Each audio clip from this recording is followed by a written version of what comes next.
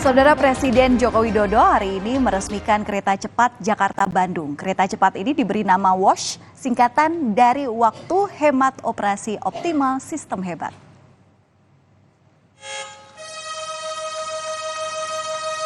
Peresmian kereta cepat Jakarta-Bandung dilakukan di Stasiun Halim, Jakarta. Jokowi mengatakan kereta cepat Jakarta-Bandung merupakan kereta cepat pertama di Asia Tenggara dengan kecepatan mencapai 350 km per jam.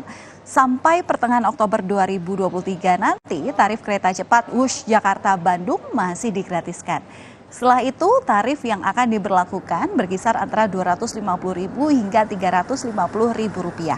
Dan hingga kini, pemerintah dan PT KCIC masih menggodok harga tiket pasti untuk rute Jakarta-Bandung dan sebaliknya. Kereta cepat Jakarta-Bandung ini merupakan kereta cepat pertama di Indonesia dan juga pertama di Asia Tenggara. Dengan kecepatan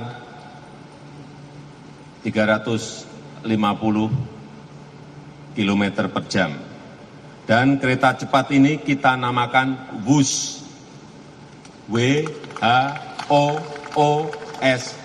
Dibaca WOS. Ini diinspirasi dari suara yang melesat dari kereta berkecepatan tinggi ini.